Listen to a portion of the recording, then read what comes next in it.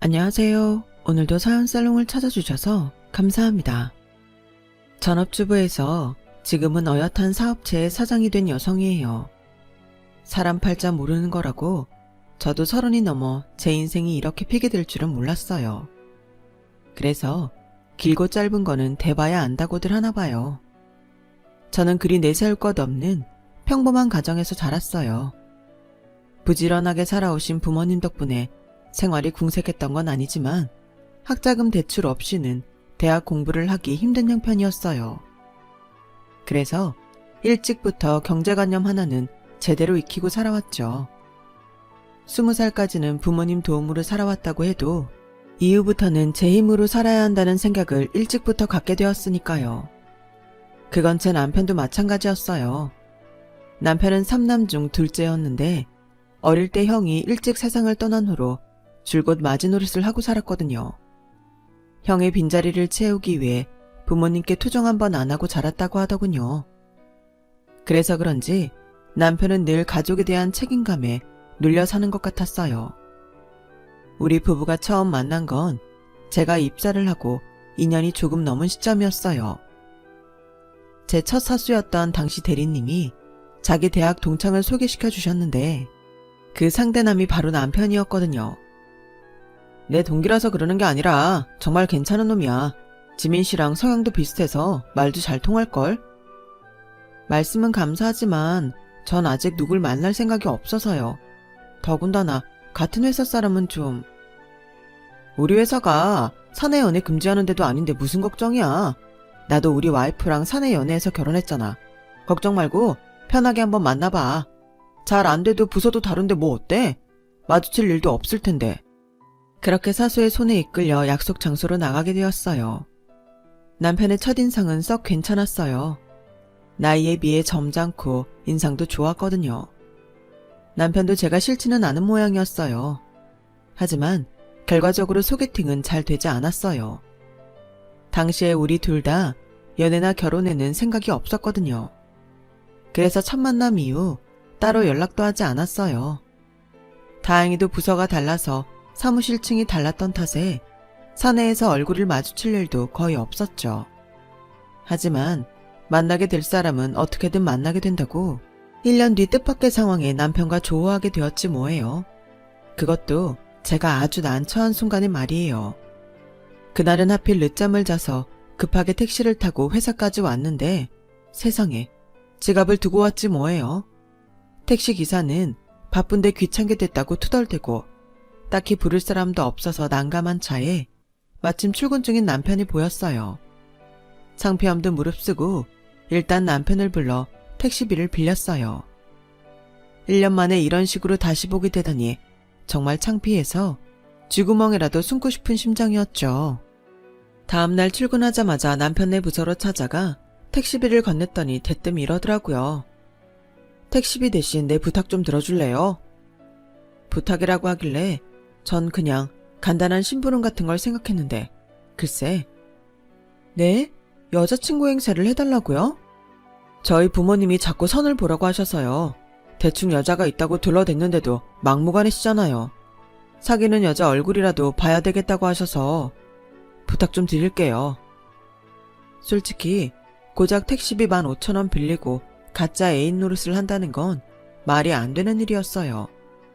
싫다고 거절해도 상대가 뭐라고 할 상황은 아니었죠. 그런데 그때는 왜 그랬는지 모르겠지만 해주고 싶더라고요. 그래서 그 주 주말에 남편과 함께 시부모님을 뵈러 나갔어요. 장소는 성북동에 있는 조용한 한정식집이었는데 정원이 잘 가꿔져 있고 음식도 맛있다고 소문난 집이라서 이참에 맛있는 점심이나 얻어먹고 오자 싶었죠. 그런데 이게 참, 비록 가짜이긴 했지만 애인 부모님을 뵙는 자리라고 하니 이상하게 떨리더라고요. 눈앞에 놓인 산의 진미가 그림의 떡처럼 느껴질 정도로요.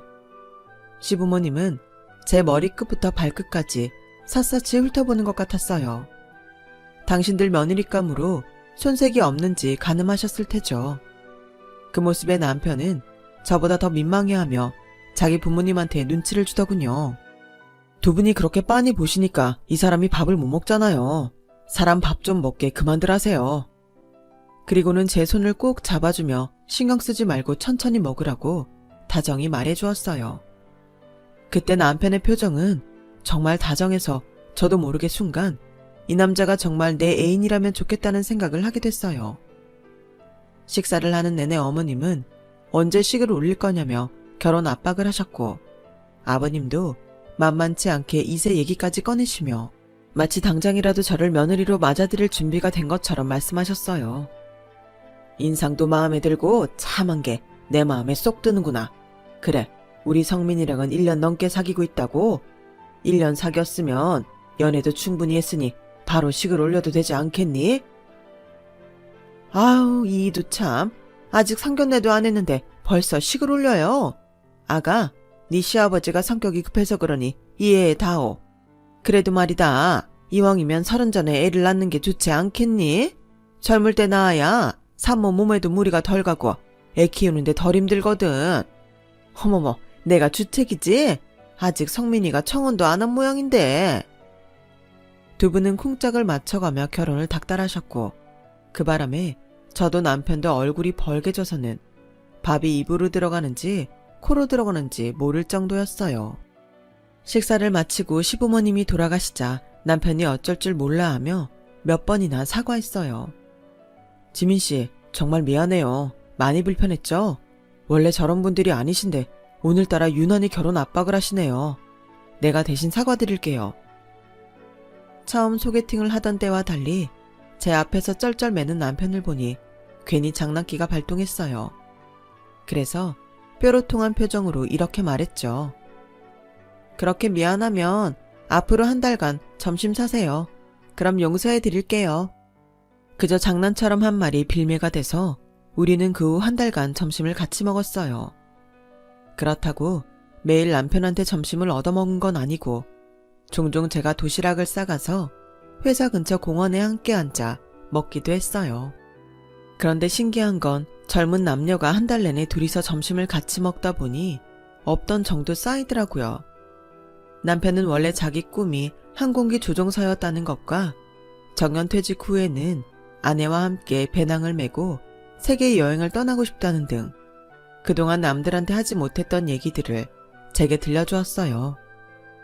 평소 말수가 적은 사람이라고 생각했는데 그 사이 제가 많이 편하게 느껴졌던지 제 앞에서는 아기새처럼 조잘조잘 잘도 떠들더라고요. 그런 남편의 색다른 모습을 보는 것도 좋았고 저 역시 남편과 비슷한 꿈을 가지고 있어서 그런가 덩달아 신이 나곤 했어요. 그렇게 서로에게 연애 감정이 쌓여가는 사이 한 달이라는 시간이 훌쩍 지나갔고 마지막 점심을 먹는 날이 되었어요. 아침 일찍 일어나 평소보다 신경 써서 만든 도시락을 들고 남편과 함께 공원으로 향했죠. 남편이 먼저 대시를 해주면 좋겠다 생각하면서요. 하지만 도시락통을 다 비우도록 남편은 아무 말도 하지 않았어요. 저도 남편 눈치를 보느라 말을 꺼내지 못했고요. 중이 제 머리 못 깎는다고 둘 다 답답하게 시간을 흘려보내고 있는데 마침 그때 제 사수가 점심을 먹고 회사로 돌아오다가 저희를 보곤 달려온 거예요. 내 이럴 줄 알았어. 둘이 그동안 비밀 연애하고 있었구나. 아쭈, 도시락까지 싸와서 둘이 먹은 거야? 언제부터야? 응? 언제부터 사귀기 시작했냐고. 남편은 그런 거 아니라고 손사래를 쳤지만 사수는 그 말을 믿지 않는 눈치였어요. 야마, 내가 널 모르냐?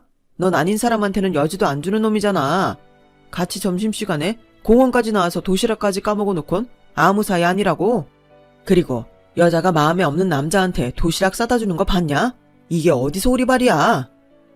사수는 정확하게 저희 두 사람 마음을 짚어주었고 우리는 그제야 서로의 마음을 알게 되었어요. 데이트 방해 안 하겠다고 사수가 돌아가자 남편이 빙그레 웃으며 그러더군요. 우리 둘 다 속마음 들킨 것 같은데 그냥 사귈까요? 그렇게 우리는 1년을 돌고 돌아 연애를 시작했어요. 그리고 이듬해 결혼을 하게 되었죠.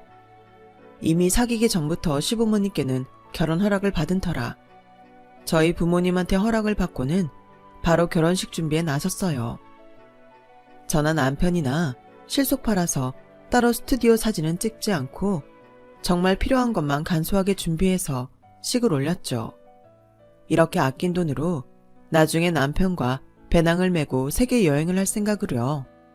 하지만 살다 보니 나중에라는 말처럼 쓸모없는 단어도 없겠다 싶더군요. 한번 미루면 다시는 하기가 어려워지는 게 바로 그 나중에였으니까요. 남편도 저도 양쪽 집 맞이라서 부모 형제한테 돈 들어갈 일이 끊이지 않았어요. 집안에 경조사가 있을 때마다 맞이라는 이유로 짊어져야 할 의무가 있었으니까요. 제 동생이 결혼할 때도 그랬고 양가 부모님 환갑 때도 그랬어요. 물가는 하루가 다르게 오르고 직장인 투명 지갑에선 빠져나가는 항목만 늘어가니 둘이 버는데도 좀처럼 여유가 나지 않더라고요. 그러다 애까지 낳고 보니 이젠 일까지 그만두게 되었지 뭐예요. 주변에선 어떻게든 회사는 관두지 말라고 했지만 돌도 안 된 아기를 어린이집에 보내야 할 상황이다 보니 어쩔 수 없더라고요. 저희 부모님은 두 분 다 맞벌이를 하고 계셔서 시간이 안 되시고 시댁은 아버님은 일을 하시고 어머님은 살림만 하시지만 체력이 안 되셔서 애를 봐주실 수가 없었거든요. 그래서 남편과 상의 끝에 금전적 손해를 보더라도 제가 일을 쉬고 애를 보기로 합의를 봤어요. 일단 애 좀 키워놓고 다시 일자리를 찾아보자 생각했죠. 그런데 그게 말이 쉽지 실제로는 여간 힘든 게 아니더라고요. 애가 젖을 떼고 뛰어다닐 나이가 되어서 다시 재취업 준비를 했는데 정말 단 한 곳에서도 오라는 곳이 없더라고요. 나이 어리고 쌩쌩한 신입도 아닌 몇 년간 집에서 살림만 하던 경력 단절녀를 누가 받아주겠어요. 그래도 어떡해요.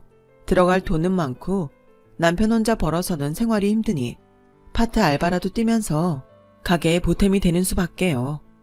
친구가 하는 카페 알바부터 마트 판촉 알바, 도우미 알바까지 돈 되는 일이라면 어디든 달려갔어요.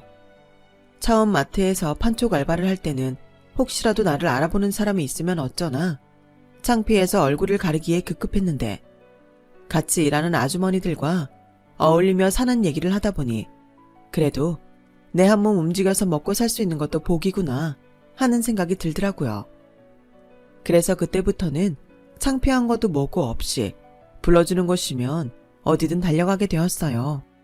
그런데 이런 제 모습이 누군가에겐 되게 쉬운 사람처럼 보였던 모양이에요. 바로 제 손아래 동서한테요. 제 동서는 저와 달리 꽤 부유한 집에서 자란 여자였어요. 나이는 저보다 2살이 많은데 워낙 의느님과 시술의 도움을 받아서 그런지 저보다 너댓 살은 어려 보였어요. 어머, 형님은 아이답지 않게 왜 이렇게 안 가꾸고 살아요? 내 이모뻘이라고 해도 믿겠네. 안 되겠다. 나한테 안 쓰는 아이크림이랑 나이트 크림이 있는데 그거라도 가져가서 발라봐요. 형님 형편에 이런 거 사서 쓰시겠어요? 나라도 챙겨줘야지. 안 그래요, 어머님? 그래, 작은 애밖에 없다. 그래도 손윗사람이라고 지 손윗동서를 끔찍하게 챙기는 것 봐라. 얼마나 예쁘니? 큰애야, 너도 윗사람으로서 작은 애 잘 좀 챙겨줘라. 기가 막혀. 어머님 눈에는 이게 저를 챙겨주는 걸로 보였나 봐요. 툭하면 시댁에 지가 입던 옷이며 구두, 화장품 등을 들고 와서는 거지 동양 주듯 던져주고 가는데 정말 기분 더럽다니까요. 물론 쓰던 거 얻었을 수도 있죠. 그런데 동서가 주는 것들은 하나같이 당장 버려도 무방할 정도인 것들 뿐이라는 게 문제예요. 화장품도 유통기한이 한참 지난 것들에다가 옷도 유행 다 지난 데다 보풀까지 다 잃어서 집에서도 입기 꺼려지는 것들 뿐이고 신발도 제 발에 맞지 않는 것들 뿐인데도 시부모님 앞에서 가진 생색 다 내며 저한테 쓰레기 처분하는 것 같다니까요. 생각해보면 동서는 처음부터 그랬어요. 신혼여행에 다녀오면서 가족 선물이라고 사왔는데 제 거는 앞치마를 사왔더라고요. 그것도 특별한 의미가 있는 앞치마가 아니라 대형 마트에서 파는 일반 앞치마를요. 그래도 선물이라고 사왔는데 싫은 티를 낼 수는 없어서 고맙다고 했더니 뭐라고 했는지 아세요? 고마우면 내 부탁 하나 들어줄래요? 어려운 건 아니고 이달 말에 집들이를 할 건데 음식은 홈파티 케이터링을 부르면 되지만 집 청소가 문제라서요. 내가 좀 예민해서 아무한테나 침실이랑 안방, 욕실을 맡기지 않거든요. 형님이 대신 와서 해주면 안 돼요? 고맙다면서 그 정도는 해줄 수 있잖아요. 이 여우 같은 게 꼴랑 몇천 원짜리 앞치마 하나 사주고는 지 집 청소를 시키더라니까요. 근데 웃긴 건 동서한테 명품 백을 선물로 받은 어머님이 나서서는 동서 편을 들었다는 거예요. 그게 뭐 어렵니?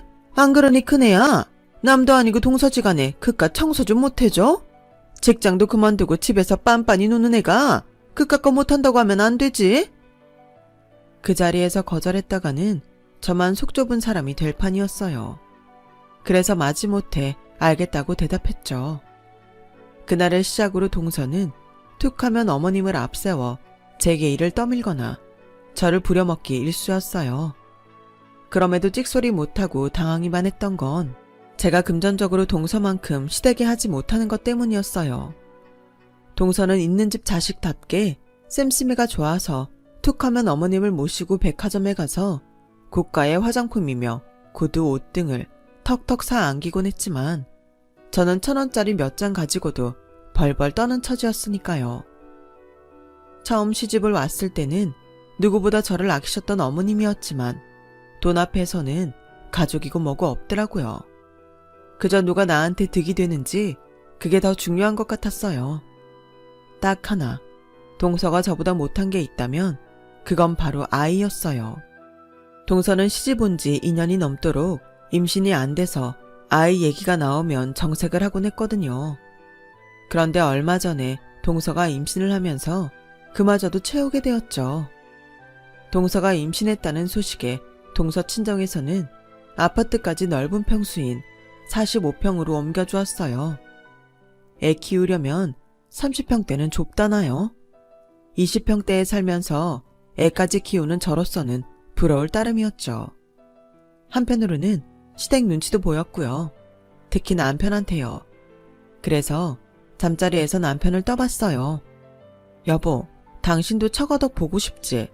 애가 졌다고 40평대 아파트로 옮겨주는 처가 있으면 좋겠지? 당연히 좋지. 그럴 줄 알았어.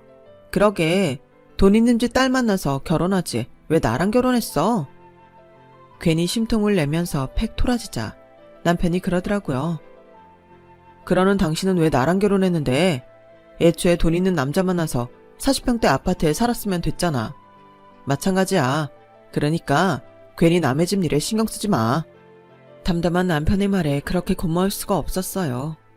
우스갯소리로 남편을 남의 편의 줄임말이라고 하던데 저희 남편은 예외인 것 같아요. 사근사근하지는 않지만 정말 중요한 순간엔 늘 제 편이 되어주니까요. 하지만 남편에 대한 믿음만으로 행복한 결혼 생활을 할 수는 없더라고요. 주변에 저를 열받게 하는 인간이 있으니 말이죠. 동서가 임신을 하자 어머님은 저 때랑은 달리 먹을 것부터 이것저것 사서 동서 집에 드나드셨어요. 그럴 때면 꼭 저를 짐꾼으로 부르셨죠. 차라리 안 보면 모를까 나한테는 안 하던 것들을 제 앞에서 동서한테 하시니 정말 속에서 배알이 꼴리더라고요. 세상에 둘째야, 너 왜 이렇게 야위었니? 입덧 때문에 통 못 먹는 거니? 먹고 싶은 거 있으면 뭐든 다 말해라. 내가 언제든 만들어다 줄게. 제가 보기엔 별로 달라진 것도 없는데 어머님은 유난을 떠시더라고요. 실은 어머님, 제가 얼마 전부터 먹고 싶은 게 있긴 한데요. 말해도 되나 모르겠어요. 뭔데? 뭐든 괜찮으니까 말해보렴. 그게 말이죠. 예전에 형님이 만들어다 주신 식혜가 그렇게 먹고 싶지 뭐예요? 파는 거는 너무 달아서 못 먹겠고 딱 형님이 만들어주신 것만 생각이 나서요. 아우, 여우 같은 게 어째 그냥 넘어가나 했어요. 동서 말을 들은 어머님은 생각할 겨를도 없이 바로 그게 뭐 어렵니? 큰애야, 너 내일 둘째한테 식혜 좀 만들어다 줘라. 어머님, 저 내일 일 나가야 돼요. 오늘 어머님이 여기로 오자고 하셔서 알바자리 내일로 미뤘거든요. 동서, 미안한데 내가 나중에 만들어줄게. 됐어요, 형님. 마음에 없으시면 안 해주셔도 돼요. 저도 괜히 형님 불편하게 하면서까지 그거 먹고 싶지는 않네요. 동서는 팩 토라져서는 피곤하다며 안방으로 들어가 버렸어요. 그러자 어머님은 저를 노려보시며 한 소리 하셨죠. 너는 어쩌면 애가 그렇게 인정머리가 없니? 너는 애 안 가져봤니? 임신했을 때 먹고 싶은 거 못 먹으면 평생 한이 되는 거 알아 몰라? 평소에 둘째가 널 얼마나 챙겼니? 그런데 그깟 식혜 하나 못 만들어주겠다고? 이 난리야. 너도 참 애가 속도 좁다. 둘째같이 마음 넓은 애가 맏며느리로 들어왔어야 하는 건데 어떻게 너 같은 애가 맏며느리로 들어와선? 군말할 거 없이 지금 당장 집에 가서 식혜 만들어. 마음 여린 애 마음 다치게 하지 말고. 동서가 시집 오고부터 조금씩 변해버린 시어머니는 어느새 막장 드라마의 나쁜 시어머니처럼 변해버렸어요. 적어도 저한테만은요. 결국 식혜까지 해다 바친 저는 그 후로도 비 오는 날이면 김치전에 해물파전, 심지어 떡볶이에 순대 셔틀까지 동서 전화가 오면 음식을 사들고 달려가게 되었어요. 그러자 하루는 어머님이 계신 앞에서 동서가 제게 돈 봉투를 내밀더라고요. 형님, 그동안 형님이 음식도 해다 주고 먹을 것도 사다 줘서 제가 성의껏 넣어봤어요. 형편도 안 좋으신데 생활비에 보태 쓰세요. 돈 봉투에는 10만원짜리 수표가 10장이나 들어있더군요. 솔직히 그 돈을 보고 살짝 흥분이 되긴 했어요. 그래도 덥석 받아 챙기기는 좀 그래서 사양을 했더니 동서가 그러는 거예요. 그냥 받아요. 정 고마우면 내 부탁 좀 들어주면 되잖아요. 부탁? 무슨 부탁인데? 뭐 먹고 싶은 거 있어? 실은 친정아빠가 건물을 사두신 게 있는데 거기 청소하는 아줌마가 일을 그만뒀다지 뭐예요. 그렇게 큰 건물은 아니라서 하청업체 없이 월급제 아줌마한테 맡겼는데 주인이 자주 안 가서 그런가 일들을 잘 안 하는 것 같아요. 얼마 전에 아빠가 한 소리 했더니 바로 안 나오지 뭐예요. 매번 아랫사람 비위 맞춰가며 부리는 것도 힘들다고 하셔서 제가 형님을 추천했거든요. 형님 돈 필요하잖아요. 솔직히 제가 이것저것 가릴 처지는 아니지만 사돈댁 건물 청소를 하는 건 썩 마음에 내키지 않았어요. 그래서 대답을 않고 있었더니 어머님이 대뜸 그러시는 거예요. 너 왜 대답도 않고 있니? 당연히 해야지. 뭘 망설여? 네가 아직 배가 덜 고팠구나. 내 아들은 아침부터 늦은 밤까지 니들 먹여 살리느라 뼈 빠지게 일하는데 넌 고작 네 자존심 살리자고 이 좋은 기회를 마다할 셈이냐? 너 이러는 거 아니다. 어머님은 마치 제가 대역 죄인이라도 되는 것처럼 몰아세우셨고 저는 남편과 상의해보고 결정하겠다고 말했어요. 그날 밤 남편한테 그 얘기를 했더니 남편이 제 얘기가 끝나기도 전에 안 된다고 딱 잘라 말하더라고요. 동선의 집 일이라서 마음에 안 들어 그러지 꼭 나쁜 조건만은 아니야. 준이 어린이집 보내고 가서 청소하면 하원 시간 전까지 올 수 있으니까 월급제인데다 사대보험도 되고 나만 부지런히 움직이면 알바 여러 개 뛰는 것보다 수입도 좋고 말이야. 동서가 그러는데 거기엔 사무실로 쓰는 오피스텔이 많아서 종종 청소 알바도 들어온다더라고. 쉬는 주말에 청소 알바 몇 개만 뛰어도 월급만큼은 더 벌 수도 있고. 됐어. 누가 당신 보고 그 집 가서 청소일 하래. 돈 부족하면 내가 회사 일 끝나고 대리라도 뛸게. 그러니까 당신 그 일 하지 마. 내가 싫어.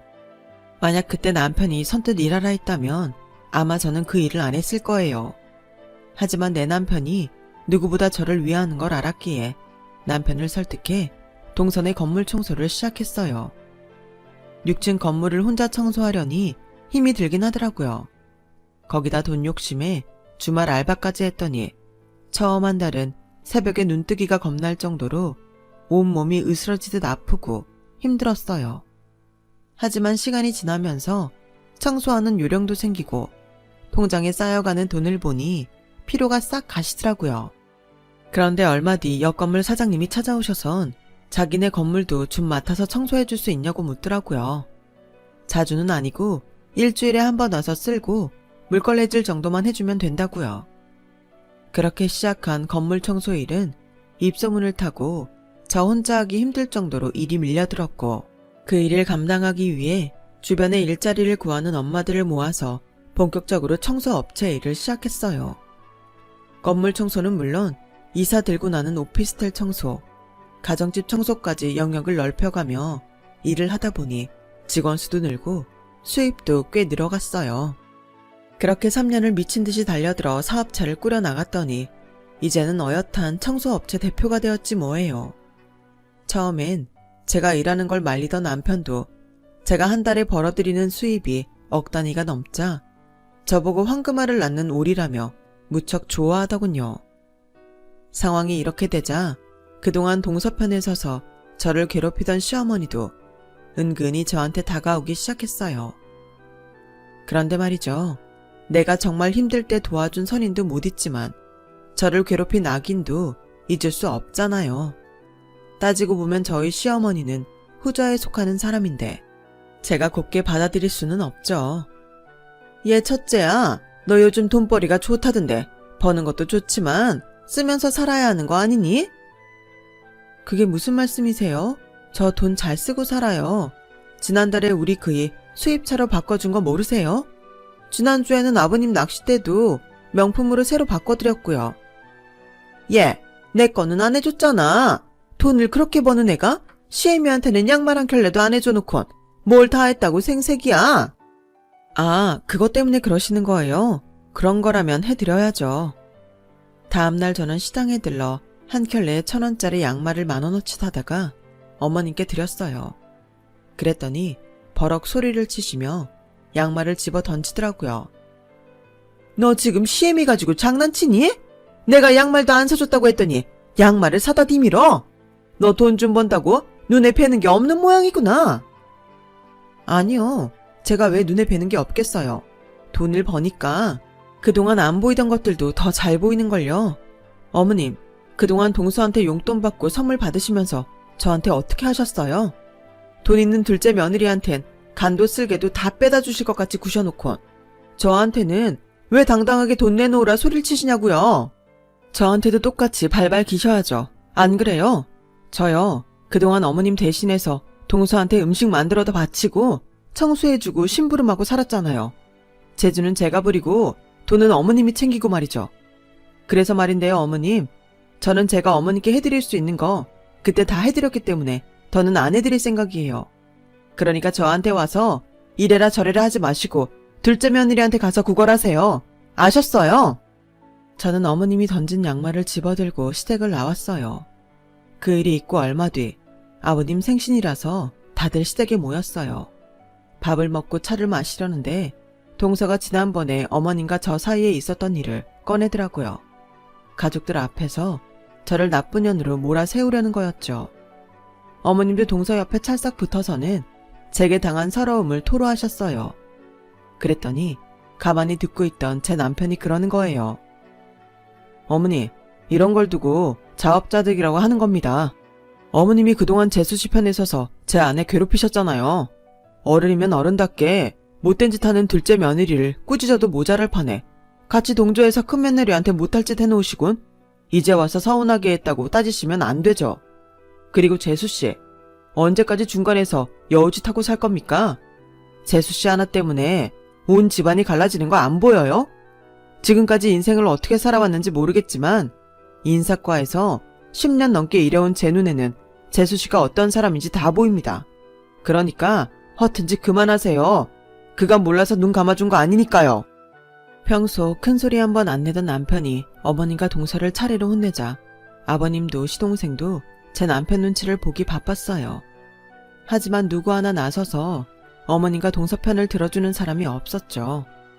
그날 이후 저는 시댁에서 누구 눈치도 보지 않게 되었어요.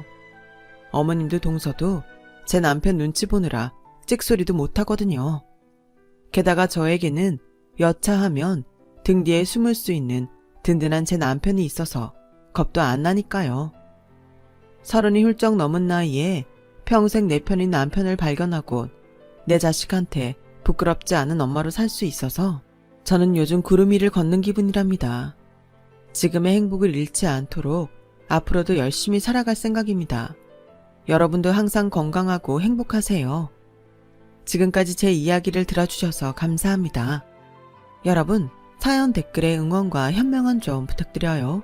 좋아요와 구독은 저에게 큰 힘이 됩니다. 오늘도 좋은 일 가득하세요.